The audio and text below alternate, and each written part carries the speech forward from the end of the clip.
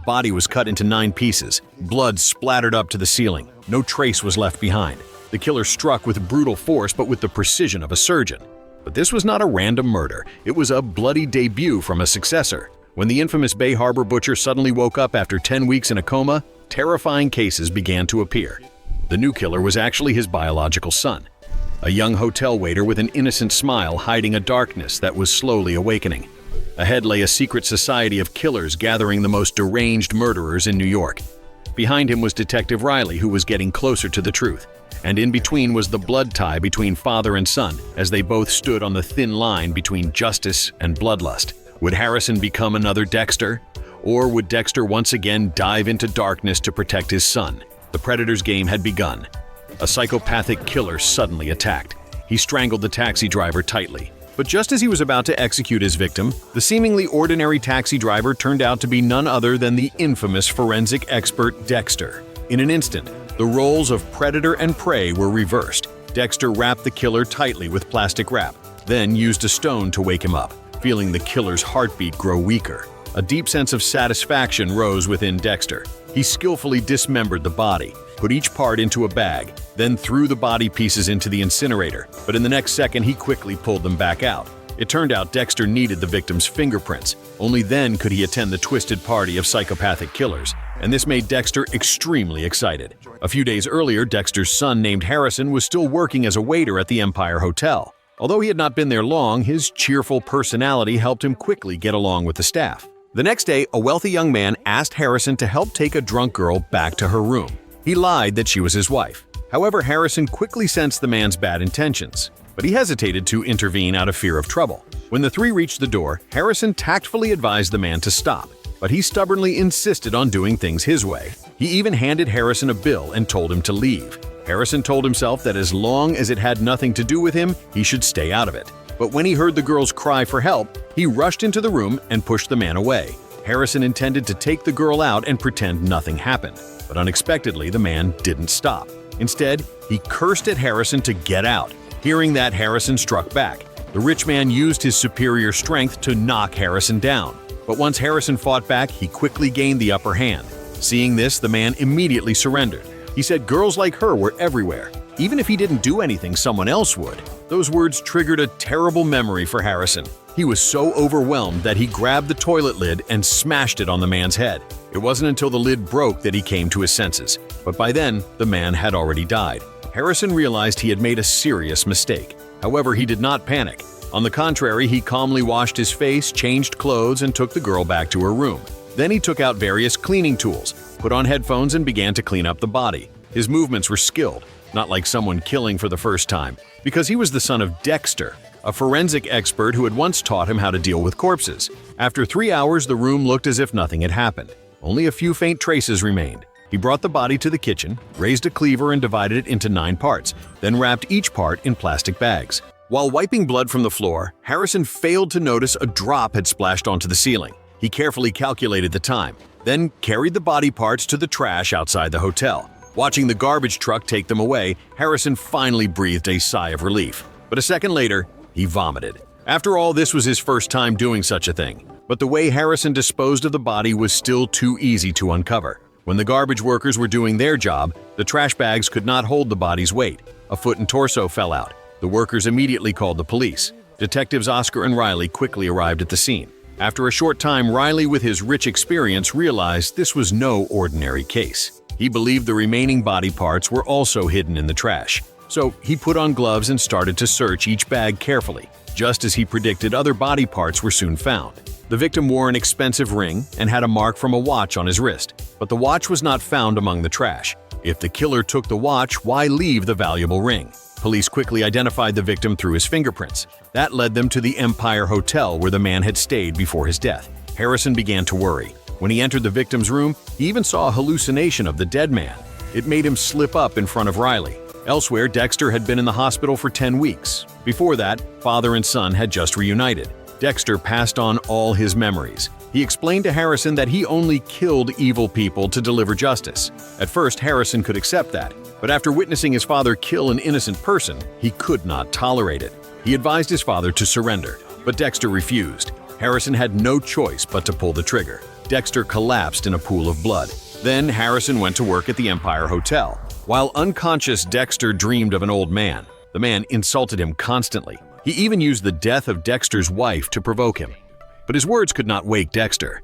Then Dexter saw his late father. The old man encouraged him to wake up, said everything he had done was right, but Dexter still did not respond. Then a familiar figure appeared. He greeted Dexter in a friendly tone, but then cursed him as a cold-blooded butcher. He said Dexter must now guide Harrison onto the right path, otherwise the boy would truly become a maniac. His words stirred something deep in Dexter's brain. Finally, Dexter slowly opened his eyes. The doctor immediately explained that Dexter had been in a coma for many days. That day, he was shot and collapsed into the snow. The low temperature had helped reduce blood loss and saved his life.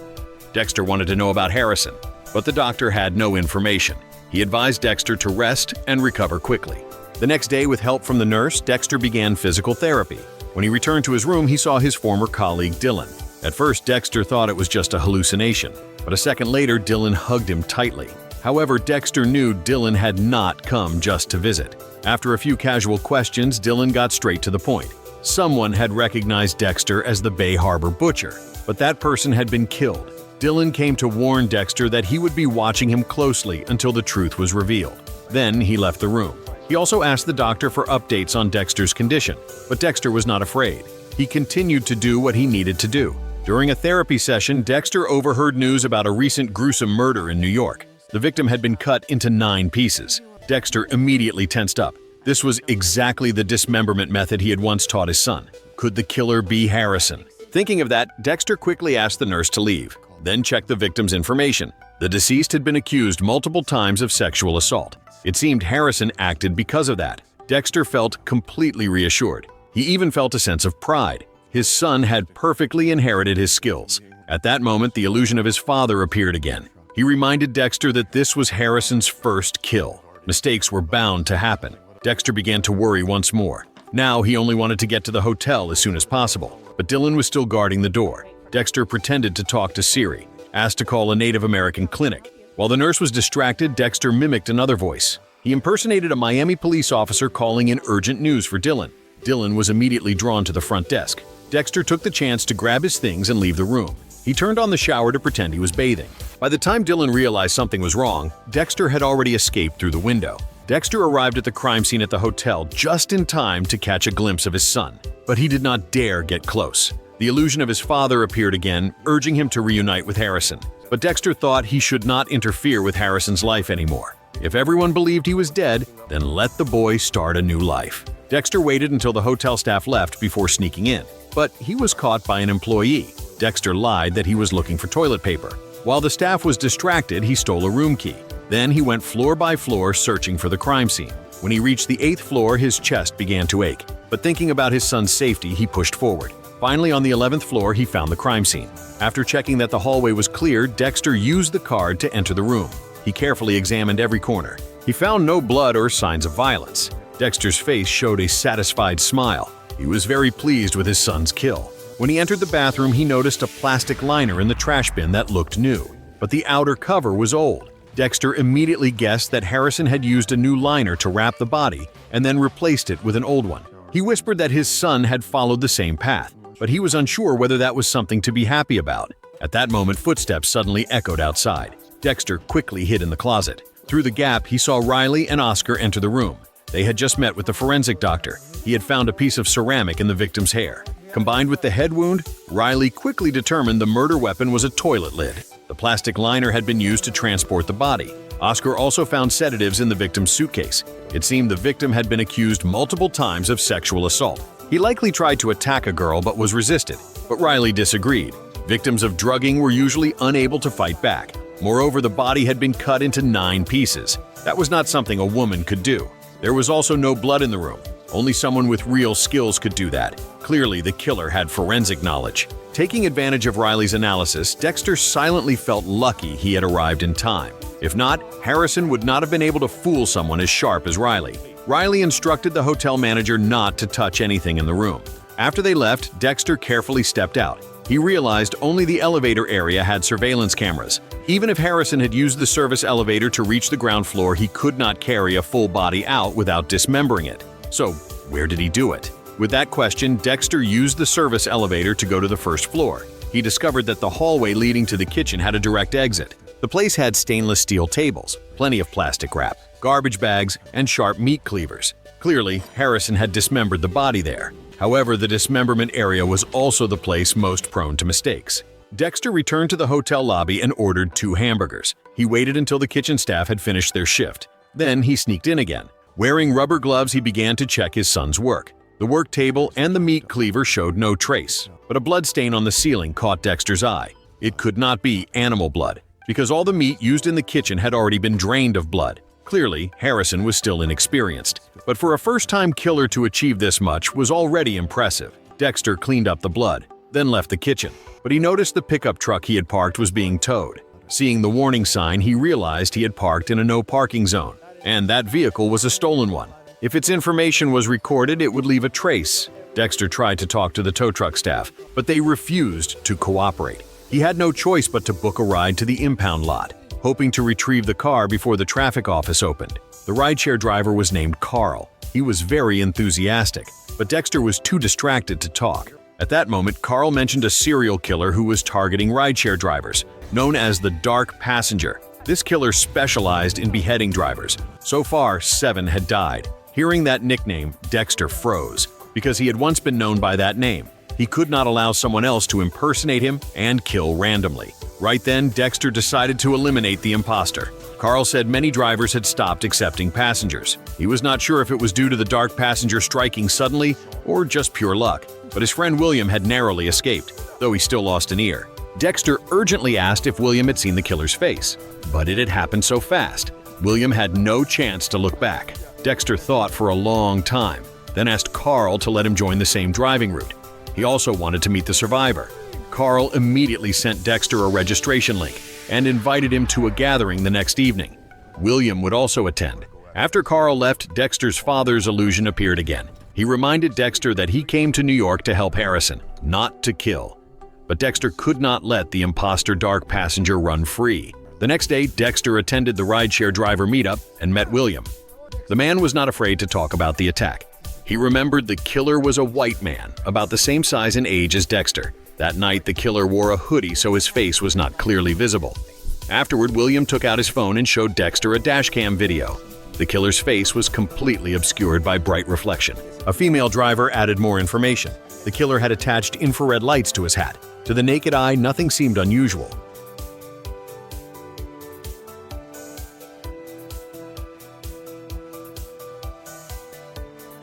But the video was overexposed. After the party, Carl heard that Dexter had not found a place to stay, so he offered him the basement of his house. The place was very private. Dexter did not know how long he would stay in New York, so he immediately agreed.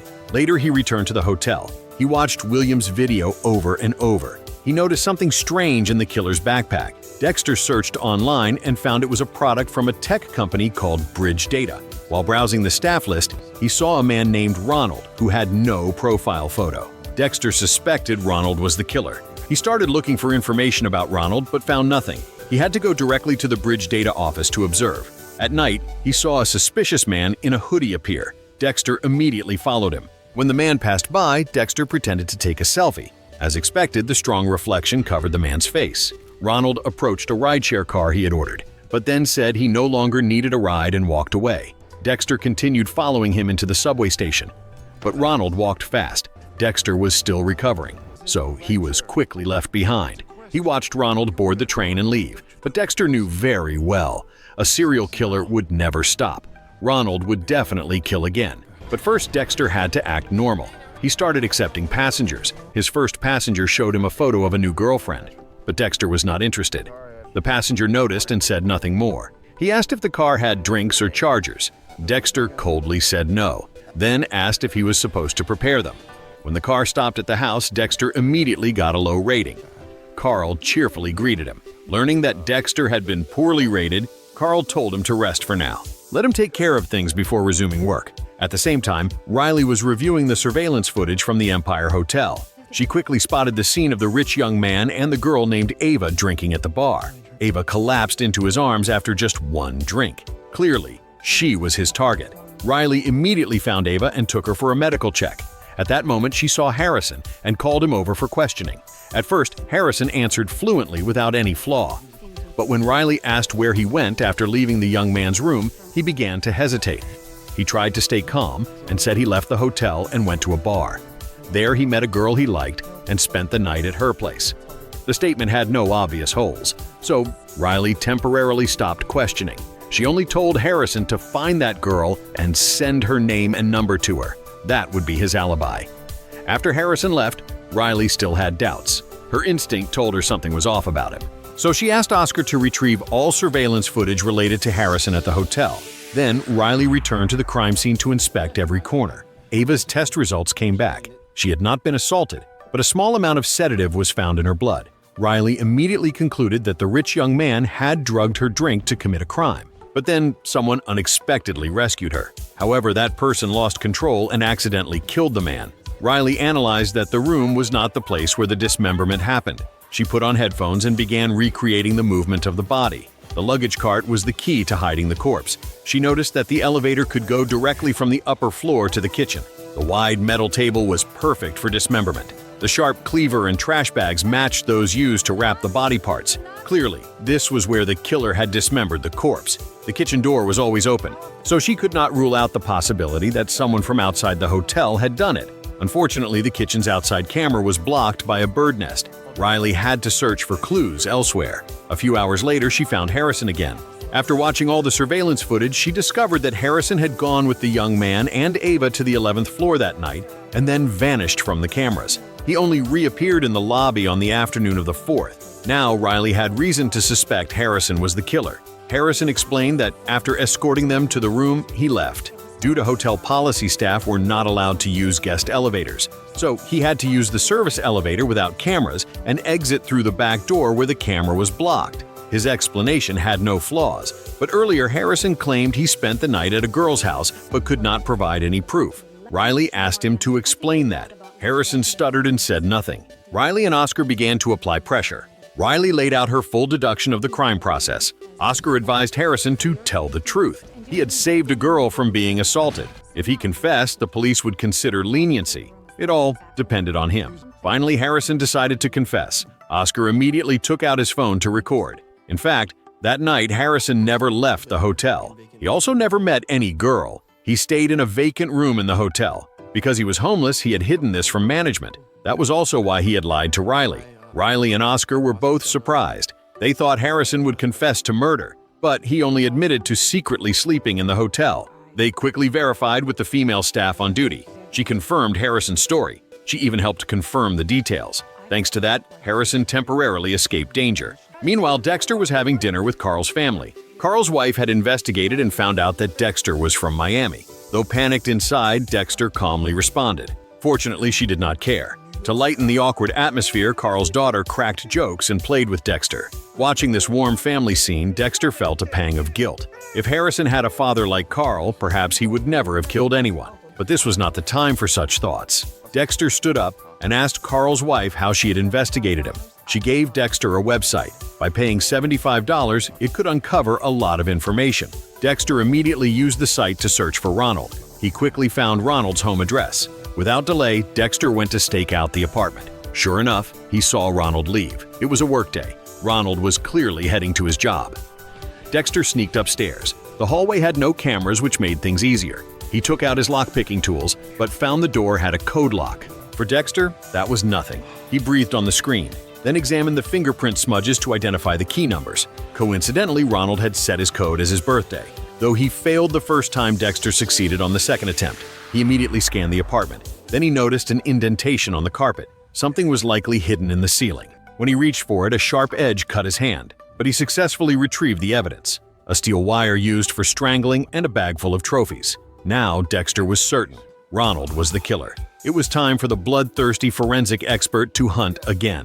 Dexter called Bridge Data and scheduled a service appointment with Ronald for that evening. Then he returned home to prepare. Carl gave Dexter a fully equipped professional toolkit. It had everything needed, even personal supplies. With a set like that, it was hard for any customer to complain. Carl excitedly hugged Dexter, but he noticed Dexter clutching his chest. Knowing Dexter's wound had not healed, Carl asked his daughter Zelly to help with acupuncture. Dexter had never tried it before, so he was a bit tense. But with Zelly's skilled hands, he soon relaxed. The pain also eased significantly. After that, Dexter went back to his room to prepare for the kill. He brought a strong sedative. Just one shot could knock out an adult man. When it was time, he parked near the place Ronald often visited. While reaching for the syringe, someone passing by asked if he was looking for Katie. After sending the person away, Dexter tried to grab the syringe that had fallen between the seats. Before he could reach it, Ronald opened the door and got in. Dexter tried to chat while subtly reaching for the syringe, but suddenly Ronald wrapped a steel wire around his neck and forced him to drive to a deserted area. This time, the roles of hunter and prey were reversed again. Dexter pretended to be scared and begged for his life, all the while trying to slide the syringe closer to his hand. Ronald roughly grabbed his jaw and ordered him to pull over. He was about to kill. At the critical moment, Dexter struck. He grabbed the syringe and took down Ronald, then brought him back to the basement and tied him up tightly with plastic wrap. Dexter took a deep breath, relishing the familiar feeling he had not experienced in so long. He used a stone to wake Ronald, forced him to witness the crimes he had committed. But Ronald insisted those rideshare drivers deserved to die. It turned out his father had used all his savings to buy a taxi license. But when rideshare services became popular, the license lost its value. Ronald's father fell into debt and eventually took his own life. Ronald blamed all rideshare drivers. Hearing these twisted words, Dexter no longer wasted breath. He stabbed Ronald in the chest. The sensation brought immense satisfaction. Another serial killer removed from the city. Dexter searched Ronald's backpack and found an invitation card to a killer meetup. The letter said many like-minded people would attend to share their killing experience. The sender even gave Ronald a box of cash. He just had to arrive on time and a private car would pick him up. Dexter was stunned. He had never imagined a gathering for serial killers. But it was real. After dismembering Ronald, Dexter drove to an abandoned crematorium. Along the way, he kept wondering whether he should attend the killer gathering. It was hard to imagine what would happen if all the murderers in New York gathered in one place. Thinking of that made Dexter even more excited. He finally decided to go, but first he had to deal with Ronald's body. Watching the flames consume the wicked corpse, Dexter returned to his true self. He reread the invitation letter. Suddenly he noticed that identity verification would be done by fingerprint scan. Dexter immediately used a metal rod to push the remains out of the furnace. Luckily, the arm had not fully burned. He cut off a finger. The next day at the mansion of a blonde female assassin, she was preparing for the evening party. She instructed the staff to make everything perfect. Even the wine had to be top quality. Then she strictly warned the maid not to reveal anything or face the consequences. Meanwhile, Dexter was in Ronald's apartment. He mimicked all of Ronald's habits. The illusion of his father appeared again to remind him that the meeting could be a trap. But Dexter did not care. He did not want to miss this once-in-a-lifetime opportunity. No matter what, he had to see it with his own eyes. Dexter went to the kitchen, used a mold to create a fake fingerprint, attached the replica to his own finger, then brought Ronald's trophies to the address on the invitation. It was a square. The host had chosen a public place to avoid suspicion.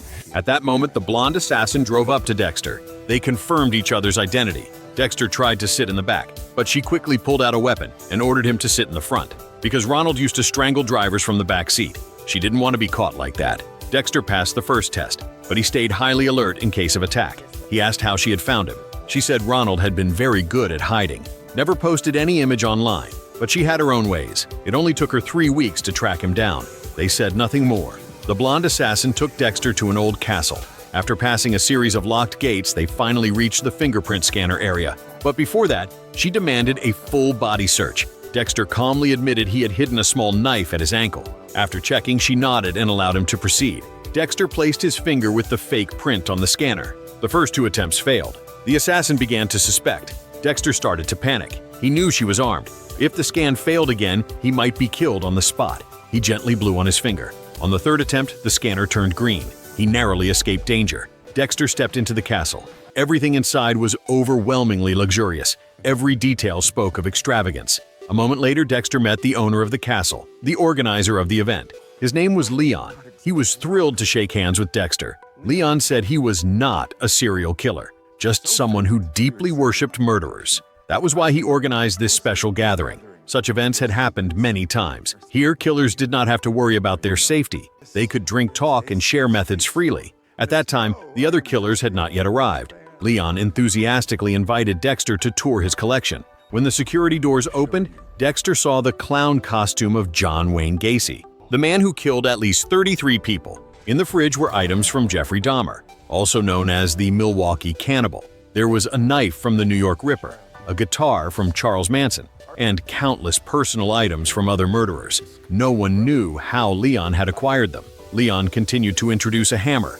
the weapon once used by the Trinity Killer, who had been taken down by Dexter. Then, Dexter saw something familiar, his own blood slide collection, the one he had once taken pride in. Somehow, it had ended up in Leon's hands. Dexter tried to touch it, but was stopped. Leon still had no idea that the man standing before him was the true owner of those slides.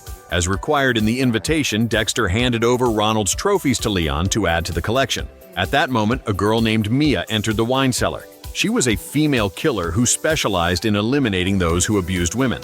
When Dexter heard her talk about her motive, he felt they were kindred spirits. Mia also admired the dark passenger who had recently gained notoriety. The two hit it off immediately. They went to the Grand Hall and enjoyed some wine together. Not long after, a fat man stepped out of the elevator. Mia greeted him right away. From their conversation, it was clear his name was Mark. He looked kind and harmless on the outside, but in reality, he was ruthless. He only killed girls with ponytails. What was more terrifying was that he had a happy family. Soon after, a black assassin named Al entered the hall. Mia hated him because he was extremely brutal. He only killed people with tattoos. Whenever he saw a tattoo he liked, he would kill the victim and skin that part of their body. The last one to appear was a Gemini killer named Logan. He killed people just because of their zodiac sign. Anyone who was Gemini would be murdered. Everyone gathered like an old class reunion. No one would imagine a killer meeting to be so cheerful, because in normal life, they always had to hide their true identities. Only here could they freely share their hobbies and killing methods. At that moment, Leon announced that dinner was ready. All the killers sat down at the table. Mark noticed that a member named Jess had not arrived. He suggested they wait, but Leon said Jess would never come again. He had broken the rules and was eliminated by the blonde assassin. Leon warned everyone not to betray the organization. Anyone who attended the meeting would automatically become a member. The rule was not to investigate anyone's real identity. The heavy topic quickly ended. Leon declared the dinner officially started. Since Ronald was a vegetarian, Leon had specially prepared cauliflower for Dexter. After the meal, the tattooed killer Al turned on the big screen to share his next target. It was a girl named Katie who loved tattoos. She had recently tattooed an image of her deceased dog on her body. Al planned to kill her and skin the area with the tattoo. Hearing such cruel intentions, Dexter decided to add Al to his kill list. At that moment, Leon reminded Dexter to prepare a plan next time. It turned out that at each meeting, every killer had to present a murder plan and share it with the group before carrying it out. After dinner, everyone chatted for a while before leaving. They exchanged contact information. That made it easier for Dexter to track his target. He arranged to meet Al another time. He also asked Mia for more information about the organization and about Al. Mia said anyone expelled from the group would soon be caught and die in prison. She had been a member for 4 years. As long as no rules were broken, Leon would not interfere. Still, Dexter remained uneasy about the group. He asked more about Mia's past. She said she grew up in a single-parent family with her mother and younger sister. One time, she discovered her mother's boyfriend trying to abuse her sister. Mia killed him. Since then, she realized she had a talent for this. Every time she killed, she felt immense satisfaction. Dexter thought to himself she was no different from him. Then Mia invited Dexter to her home for some cake. She hinted that she was going to take a shower. Seeing Mia's attractive body, Dexter was instantly aroused. But right then, the illusion of his father appeared again, reminding him he still had important work to do. Dexter snapped out of it. He politely declined and left to meet Al. Al openly admitted he would strike that very night. He even showed Dexter his killing tools. Dexter was secretly glad he had not stayed with Mia. Otherwise, it would have been too late. After parting ways with Al, Dexter immediately followed him. The target location was a secluded street. The girl was wearing headphones, completely unaware. Al was about to act when Dexter pulled him back. Because he had no time to prepare a vehicle, Dexter dragged Al into a nearby tattoo shop. The place had all the tools he needed. Dexter wrapped Al tightly in plastic wrap, but this time he wanted to change things. He used Al's own knife as the weapon. The slash across Al's face jolted him awake. He could not believe someone from the meeting was the one about to kill him. This act clearly violated the group's rules. Al realized that if Dexter dared to do this, then he did not fear the rules. As a fellow killer, he knew for sure he was going to die. Al begged Dexter to knock him out before killing him, but Dexter refused. First, he had to endure punishment. More importantly, Dexter enjoyed the moment when his prey struggled before death. The final sound was always a perfect symphony. Dexter picked up 2 pieces of glass and collected Al's blood, while Al cursed that the trophies of the dark passenger were too weak, that he would die with regret. Dexter responded he was not Ronald. He was the Bay Harbor butcher. The knife in his hand came down. Dexter felt immense satisfaction, but Al's disappearance would surely make the organization suspicious, and Dexter was the newest member. He would certainly become the prime suspect. Now the question was how to avoid being exposed. Meanwhile, Dylan was still searching for Dexter. He drowned his frustration in alcohol. At that moment, a former colleague called to report that Dexter had been fined for speeding, and the violation took place in New York. Dylan immediately asked for the exact address. Less than half a day later, Dylan found Harrison. He chatted a bit to probe, then vaguely hinted that Dexter was still alive. Hearing that Harrison was visibly shaken and tried to walk away, Dylan quickly stopped him and admitted that Dexter was the Bay Harbor butcher. He had come to New York to gather evidence. Dylan handed Harrison his business card. If the boy ever wanted to talk, he could call any time. Just then, a female colleague happened to walk by. She was furious when she learned Dylan suspected Harrison. She insisted that Harrison was a good person and could not possibly be the killer. Dylan immediately became cautious. He went to see Riley, who was leading the investigation. Dylan bluntly said that Dexter had handled a case in Miami that was very similar to the current one. The method of dismembering the body into 9 parts was the same, and that was the Bay Harbor butcher's signature technique. Dylan then met with Harrison again. He pointed out that the way the victim was dismembered was identical to what the Bay Harbor butcher used to do, and Harrison was Dexter's son. He happened to be working at the hotel. Dylan's implication was clear. He believed Harrison was the real killer. Dylan advised him to turn himself in. For now, he had not told Riley about the father-son connection. He did not want a big scandal. He just wanted to confirm if Dexter was truly the butcher. On the outside, Harrison remained calm, but inside, he was in turmoil. Dylan said he sincerely hoped Harrison would not become a copy of his father. Still, Harrison refused to confess. He walked down the street tormented by conflicting thoughts. After a long struggle, Harrison decided to surrender. He took out Dylan's business card and called, but he realized his story could not be explained in just a few words. So he chose to go directly to the police station to turn himself in. Just as he was about to step in, a voice called from behind telling him to stop. Everything above is the content of the first 4 episodes of the series Dexter New Blood. This is the official continuation of the Dexter series. As soon as it aired, it received a rating of 8.7 on Dubin, a very high score for this genre. The style remains distinctive. Dexter still kills with precision and professionalism, but this time he is accompanied by a vision.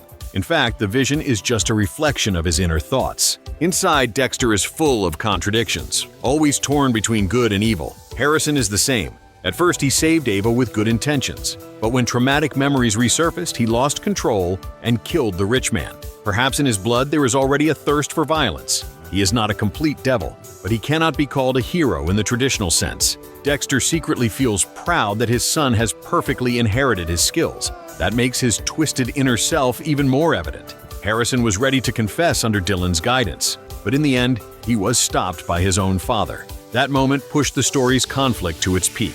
The upcoming developments will be well worth the wait. If you are also excited to follow the next episodes of the series, make sure to subscribe to our channel. See you in the next episodes.